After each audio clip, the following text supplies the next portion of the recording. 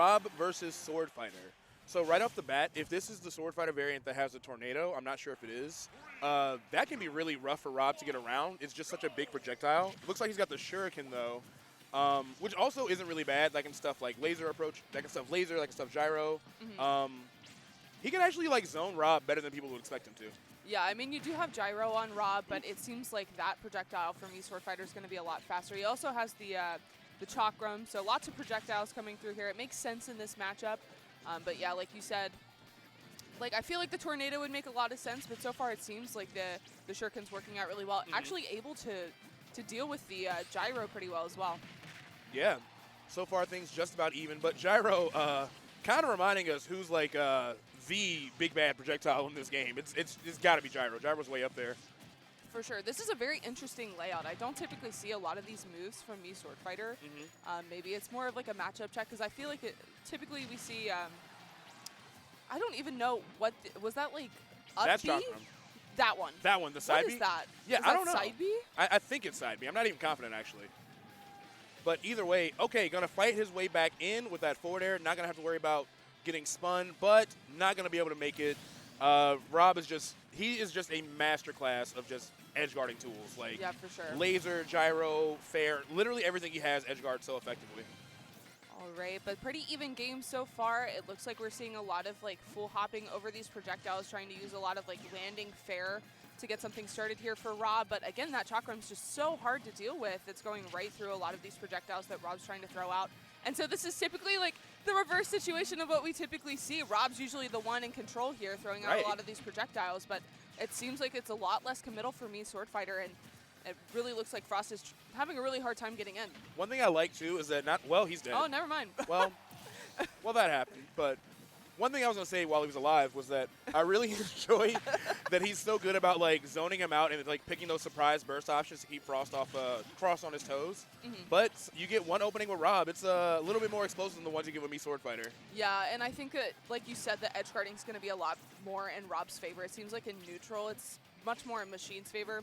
But if you're able to get him off stage, then it's definitely in R.O.B's favor. But that up smash is just so strong, too. We've seen that take both of the first stocks. So you have to be really careful with the way that you're landing on top of Swordfighter. Usually we see like a lot of landing nair to get something started as far as combos for R.O.B. But yeah, got to watch out. Oh, not the jab lock.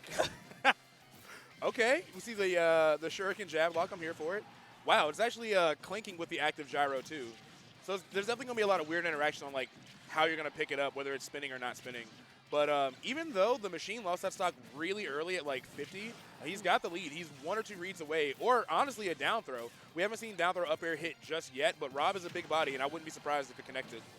Really like that combo there, using the Shuriken into the fast sword move. I'm going to look that up after this game to figure out which move that actually is, because I've never seen that before. But my guess is side B. That's what I'm going to say. But right now, it looks like he's trying to like space on top of his shield with back air, which isn't the worst plan, but R.O.B's out of shield game is really strong, especially with like up smash and up tilt and all those other options that are really good out of there. So he's got to be careful. R.O.B at 149, now kind of playing the zoning game a little bit more himself. He's got the edge guard. The gyro gets eaten up. That could have been disastrous, because I can't imagine Swordfighter having great mobility options around gyro. All right, using the gyro to send off stage again, tries to get the stage spike. Oh, this could be scary. Gets the shield poke on that, but not going to kill just yet. Drag down. Oh. Okay. Not enough. That's one heavy robot. Wow. Emma, he said you're going to learn about that move today. All right, the Machine takes game one. And a very hard-fought game one, because that second stock just virtually didn't exist. Yeah. R.O.B is literally just a clip machine. It's like, oh, dang, was this just, you know, a dash attack with gyro in hand or just any other thing? And it just destroys you off the side of the stage. Chakram would be the side B, so I think it's down B. Oh, it's down B? Okay. I don't think I've ever seen that move either then. Yeah, you're right, because he had multiple projectiles, so it had to be down B. But right now we're going into Town and City. Very good R.O.B counter pick. I mean, he thought he killed off the side earlier before. Like, yeah. Now he doesn't even necessarily need to focus like the gyro and or arm rotor combos. Like a drop zone back air or anything like that is going to kill crazy early here too. But you also have to consider that there's so much more space too when it's like an FD version. How do you deal with a lot of these really fast projectiles that we're seeing from Swordfighter? I think if there are these platforms, it's going to work out for him. We're seeing that he's like jumping on the platforms and using that for more mobility. But if it's the FD version, he's probably just going to be taking a lot of shuriken to the face. Yeah, and that was a lot of what that whole last match was. Like, he'd go in for like a small 1 or 2 piece, but he was mostly just like, it was kind of like a death by 1,000 cuts from all these like shurikens and chakrams and stuff. Yeah. No pun intended. He definitely thinks he's Naruto right now. He definitely does.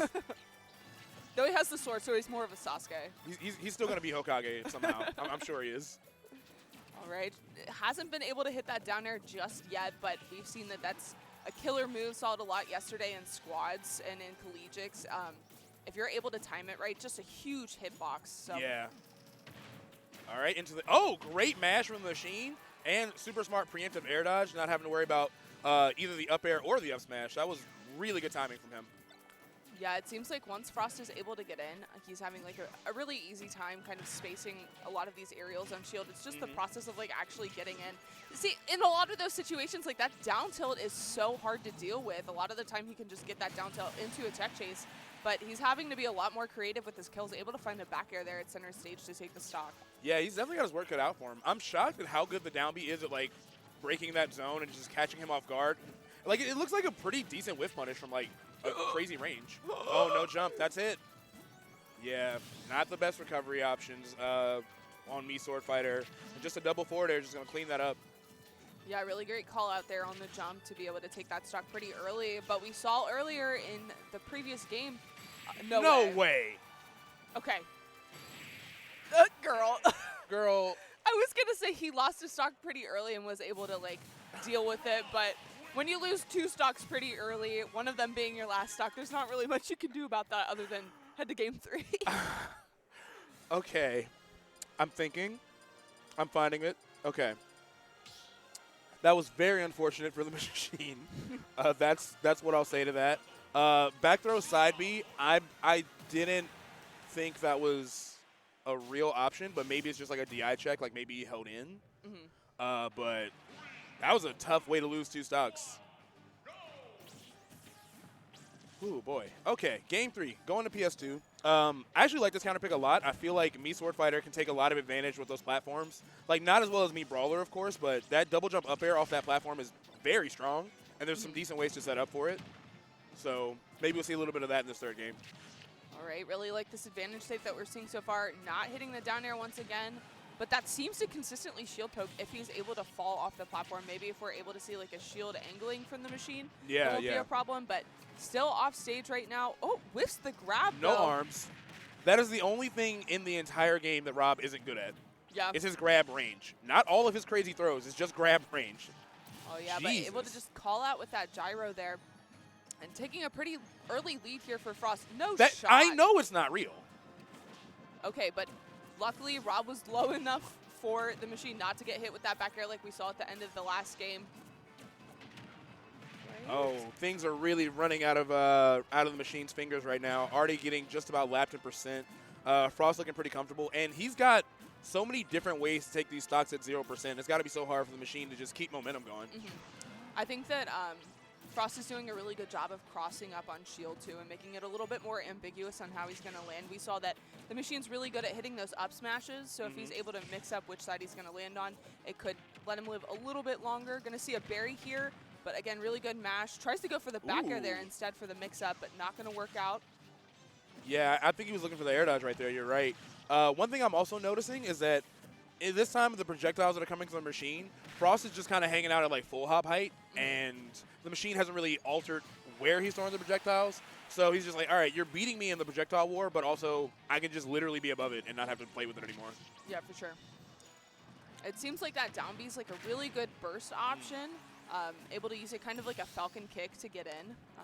But again, it kind of seems like the machine's kind of the one running the pace, just playing super patient and using a lot of these projectiles to make it a lot harder for R.O.B to get something started, like getting him off stage and trying to go for these side B combos. I can't believe he's got every gimp R.O.B has but down air. He's gotten everything else at this point. Literally. Yeah, Frost wants to end this right now. Just trying to throw the side Bs out. Just really trying to take advantage of that lackluster me Swordfighter recovery. But now he's fully winning the projectile war, too. That was the main thing that Machine had going for him in game 1. But he's placing his gyros and letting them kind of like fall and like droop down a little bit. And the other projectiles won't clank with it. Yeah, for sure. Really like that attempt that we saw off stage. Not going to work out just yet, but definitely getting a little bit more creative with the ways that he's trying to kill him. I think like the Z drop gyro is going to be really effective if we see the Machine trying to go for a high recovery, but just going to get the up smash this time. No match is going to save you there. And Frost is going to take it 2-1.